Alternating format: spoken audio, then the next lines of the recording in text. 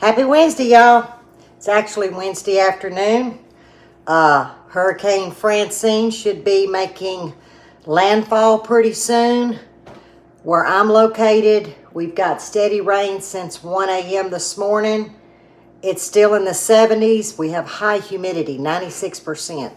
But we won't be getting anything of Francine, but we will get winds and rain. That could mean power outages, so it's like you're about 4 hours too late on this dinner. But I had talked to y'all yesterday, giving you the update on the hand. Now, I did take it out of the brace. Here's the hand. It's extremely swollen, guys. And it's black and blue up under here. That's from the pressure, you know. But anyhow, I wanted to cook with y'all. And I had it in my mind we were going to do, greens and pork chops and cornbread at the end of the week. I'm not there yet. I'm figured out. I'm not there yet. But I am there enough to do a pot of chili. Now, I'm going to be making a big batch. So, if you want to follow along and try my chili recipe, you'll just have to cut it in half. But I'm making a big batch, and I normally do that with my chilies, my stews, soups, gumbos, you name it, because we freeze it. So, therefore, we have, freezer meals ahead. But I'm wanting chili. It's yucky outside. It's something simple we can heat up, plus we love it.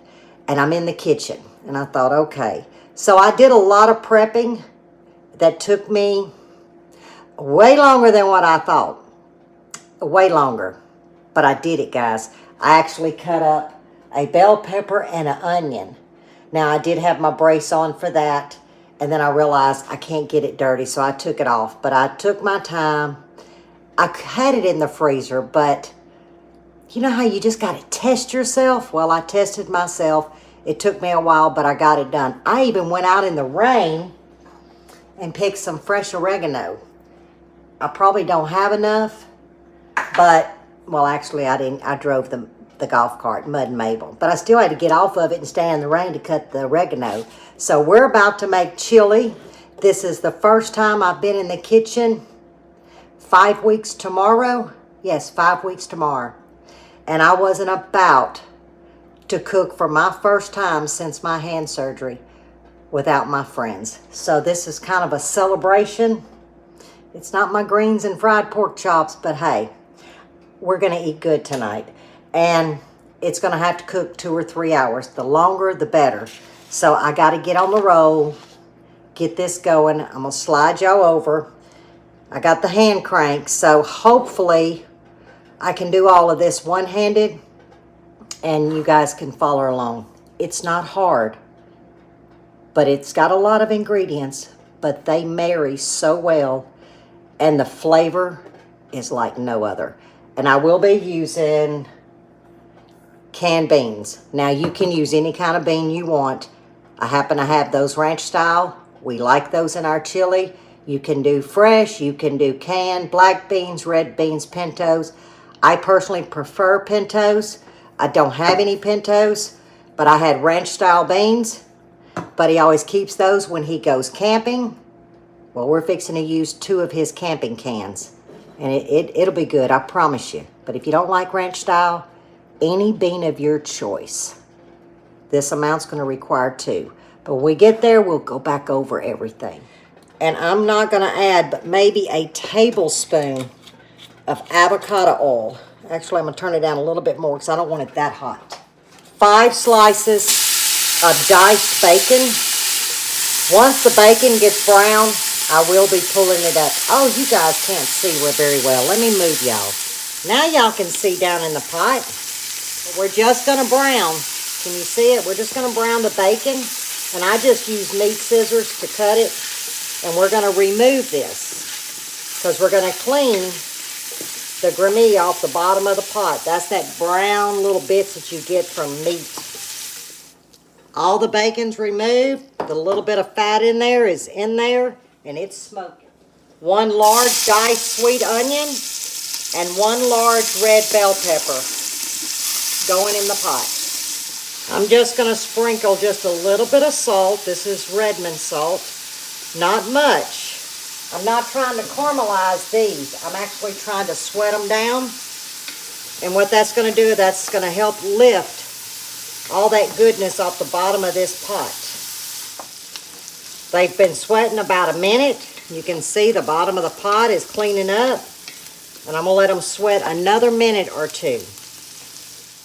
Now I'm going to put in 2 pounds of ground chuck. You can use ground round, but I prefer ground chuck, and it's 2 pounds. And if I had chili meat, which is just a different coarse meat, I would have preferred it. But I'm going to use 2 pounds of ground chuck. 1 pound of breakfast sausage. This is a 1 pound log. I'm using hot. You can use any brand. This happens to be Jimmy Dean hot. But 1 pound. And I'm trying to break it up with one hand, guys. All right.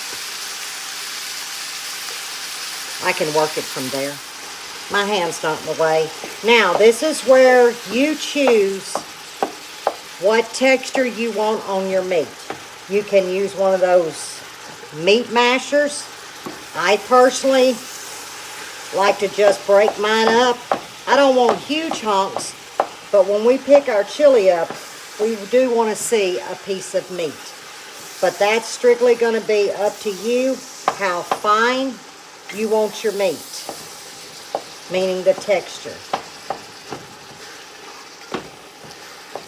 All right, I've got to get my heat up on about a number 6. I don't want it to steam, I want it to cook. Trying to get them onions moved around. Now we're only cooking this about halfway, and then we're going to start adding flavor. That gives that flavor, all the seasonings, time to bloom. In other words, release all the goodness from them, and it will really, truly flavor this meat correctly. Can y'all see down in the pot? That's why I like to use chuck. It's not releasing a lot of fat. Can y'all see that? I might have a tablespoon in there, but if you end up with a lot of fat, depending on the meat that you use, you definitely want to drain that fat. You don't want your chili all greasy. 1 heaping tablespoon of minced garlic. Now I'm going to add 2 tablespoons of chili powder, and they're going to be heaping.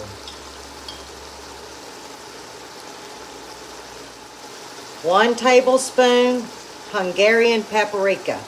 You can use smoked. Hungarian tends to be more of a sweeter, but it's not really sweet, guys, but I prefer just Hungarian paprika. That was about a heaping tablespoon. Okay, that's going to be a tablespoon of cumin, salt, a couple of teaspoons,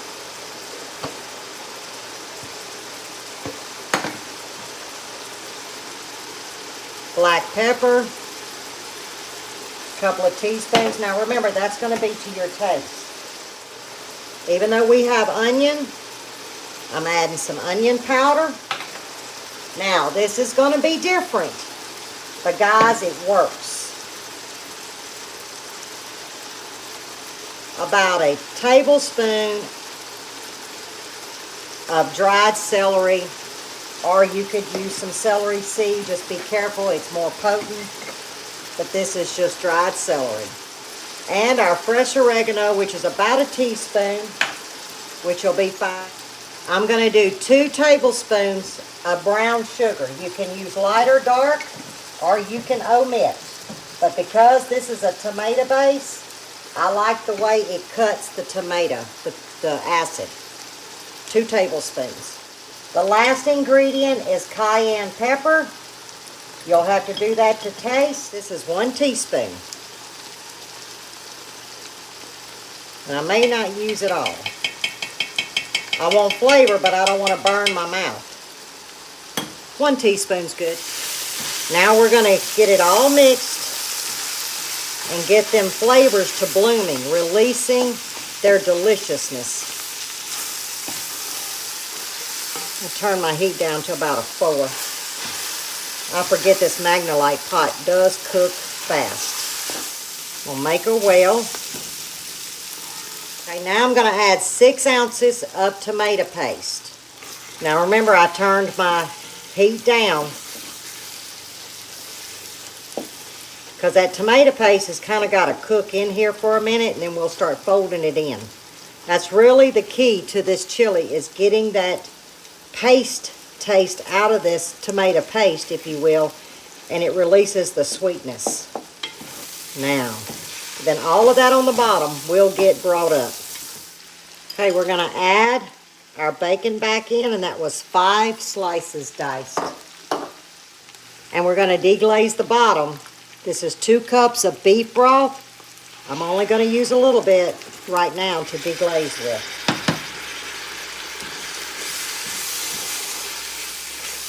A little bit at a time.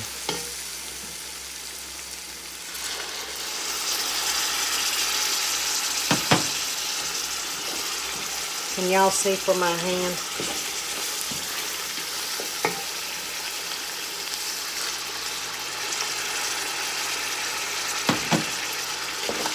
Whoops. Well, I'm making a mess. Oh, yeah. It's going to pick all of that up. So we're going to go ahead and add the rest of it. And you see, I use a beef base. I'm going to add about a tablespoon of Worcestershire. Okay, remember, I'm doubling my recipe. This is 1 28-ounce can of diced tomatoes. You can substitute this for fire roasted, but it's 28 ounces. And no, we've not put tomatoes up yet this year. They're in the freezer, so we're going to do the handy dandy can. And then I've got 28 ounces of tomato puree. I prefer puree over sauce. I've got about this much water, 1/4 of a can of water that I cleaned the pureed tomatoes out with, and the petite diced, because we want all that goodness. Now let's get it stirred. A couple of more ingredients, and it's just going to simmer on low 2 to 3 hours. Yes, ketchup. You heard me. And I want to use about 1/4 cup. You're thinking, oh no. I'm saying, oh yeah. That little bit makes a difference. Now, we don't like a soupy chili. We like it kind of like this, not real thick. But as it cooks, remember, any liquid will evaporate. You would use a small can of green chilies, whichever heat source you want. These are jalapenos that we canned together this summer. So I'm exchanging the green chilies for the jalapenos. Okay, in goes our beans, 2 cans. And remember, I'm using ranch style beans. It's what we have on hand. I would prefer pintos, but I would also be draining the pintos. See if I can get that out. This has jalapeno in it, but I would drain them. But these ranch style beans, they're in like a chili sauce.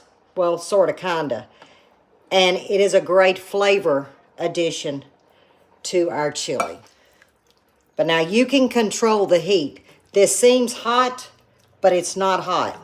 The jalapenos that I exchanged, that I used instead of the hatch chilies, or the green chili, should I say, they were a mixture between no heat jalapenos and regular jalapenos. This smells amazing, guys. Are y'all still with me? I'm just going to bring this up to a boil. Once it comes to a boil, I will crank it down to a simmer. I will put the lid on, but I'm going to vent the lid, leaving about this much. Come stir every so often. Once I notice it's the thickness that I like, then I will put the lid on solid. But I'll bring you back and forth. I didn't do bad. I kind of made a mess, but I didn't do bad. kind of one-handed. I can't give you a thumbs up here, but all right, I'll bring you back after we get it going, but I am going to put the lid on and vent it just a little bit to help finish evaporating the liquid that's left in here. And what I mean by that, there's water, there's beef broth. The flavor's going to be there, but the liquid will evaporate. It's been 2 hours, y'all. And I'm going to zoom in and let you see this goodness. And this is how we like ours. Look at this. Now the trick's going to be getting it to the bar or the table with my crackers, because I like crackers. And sometimes I will put a little bit more ketchup, but I'm not going to do that today. Buddy actually puts grated cheese and sometimes sour cream. Usually not. I'm the sour cream person, but he will do both. I don't put cheese on mine, but Buddy does. So I hope you enjoy my chili recipe. And like I said, this makes a large amount, so cut yours in half. That would be a pound of ground chuck. Let me turn my water off. Okay, that'd be a pound of ground chuck and a half a pound of breakfast sausage or any ground meat of your choice. And instead of a 28-ounce can, just do a standard can of petite diced tomatoes and a standard can of tomato puree. Or you could do tomato sauce. And as far as the paste, I would do a half a can, because then it would be just too much. But it's very easy to do. Yes, it seems like a lot of ingredients, but not really. And you're controlling the spices because you're not buying that little packet. Now, there's nothing wrong with the packet. Use the packet. If you're going to cut in half, use one packet. And then just follow the steps. I just happen to keep all ingredients here, so I choose to mix my own. So you can really make this your own, and you can take shortcuts too. But the meat and the tomatoes with the tomato paste, you can't beat it. It just gives you a little bit of texture, a little bit of liquid, but it's not like tomato sauce. And like I said, that paste, if you cook it down, it really brightens it. It brings the sweetness. And it's just a really good hearty supper and very affordable. And beans of your choice. So I'll see y'all this weekend in the garden. We got a lot of garden stuff to do. The boys are going to be with us for the first time since my surgery. So they're going to be able to help. And we still didn't get the carrots in, but we're going to do that this weekend because, you know, Mo loves his carrots. But I thank you for joining me today. My first time back in the kitchen in 5 weeks, and I appreciate it. But as always, stay safe, stay well, and God bless. Go make you a pot of chili. I think you're going to like this recipe. Till the next one.